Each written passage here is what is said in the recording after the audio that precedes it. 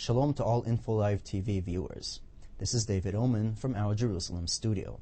Today's topic is a matter of concern for all of us, the Iranian bomb. There is increasing concern in the Western world, especially in the US and Israel, and in the Arab world, over Iran's nuclear ambitions. The efforts to prevent the Iranians from developing nuclear weapons have culminated in UN Security Council sanctions imposed on Iran. The question on everyone's mind is, what is Tehran's grand strategy, and what is the ideology that drives its firebrand president, Ahmadinejad? A recent conference at the Hebrew University of Jerusalem brought together some of the top experts on Iran who can provide some answers. Iran wants to be, first of all, the leader of the world of Islam, then the leader of the world of the third world, and then with the unification of the world of Islam, they want to change the entire world system.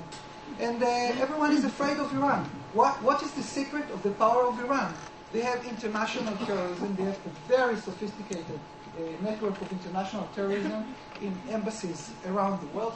One can say that every Iranian embassy around the world is a basis, is a Qaeda, is a basis, is like a military base. They have this martyrdom ideology that is extremely appealing, and they have a bomb in the pocket. Oil, if Iran is able to control Iraq or other Persian Gulf countries, then it will have de facto control over 70 to 80% of energy resources in the world. The ideology of Iran is not a Shiite ideology. Iran will be responsible for the Muslims of the world. The vision of Iran is not resisting, but creating a new world. The target is Iraq, Syria, and Lebanon. What will come next? They don't want the oil of Saudi Arabia, they want the holy places of Mecca and Medina. Ahmadinejad has threatened to wipe Israel off the map a number of times and has brought his anti-Semitism to new heights with a recent state-sponsored Holocaust denial conference in Tehran. Ahmadinejad said that Israel will fall down for the tree like a dry branch. Strong anti-Semitism, which is ideological anti-Semitism, redemptive anti-Semitism. You save the world by getting rid of the Jews, or you save the world by getting rid of Israel. On the other hand, you have pragmatic, functional anti-Semitism. With Iran, there is also a list of functional anti-Semitism purposes. One, to divide between Israel and the Arab Muslim world. Second, to divide between Israel and Europe. Third, to divide between Germany on the one hand and Japan together with Germany, and the victors, meaning the United States and Britain. Some people in the West understand it, but in Iran everyone understands it, that this is most of a spiritual war. Faced with such strategy and ideology, what has been the response of the Bush administration, which has placed Iran in the axis of evil and repeatedly said it would do everything in its power to prevent Iran from acquiring nuclear weapons?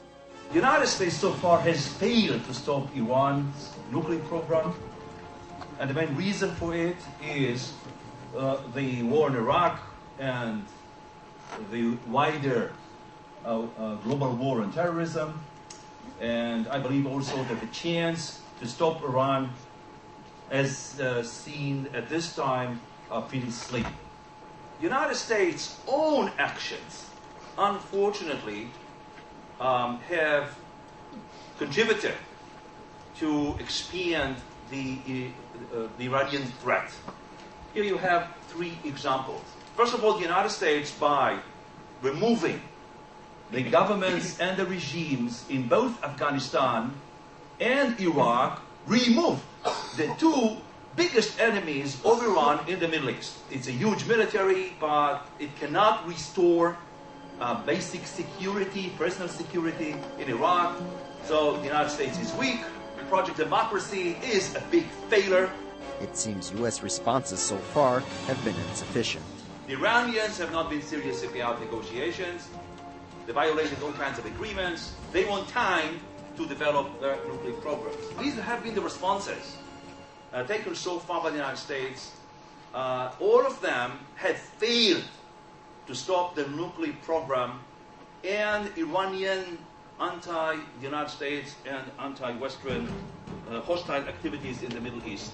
The conclusion reached by the experts is grim. If you rely on the United States to stop Iran's nuclear program and its aggressive policies in the Middle East and the world, perhaps this is not going to work. As we have seen, the experts on Iran are not very optimistic as to the chances of the US stopping Iran's nuclear program using the current measures. However, let us be optimistic. Let us hope the US and its allies in the international community manage to stop a regime driven by such extreme ideology from acquiring nuclear weapons, using mainly economic sanctions and diplomatic measures before resorting to the costly and complex option of military intervention. From Jerusalem, this is David Oman for InfoLive TV.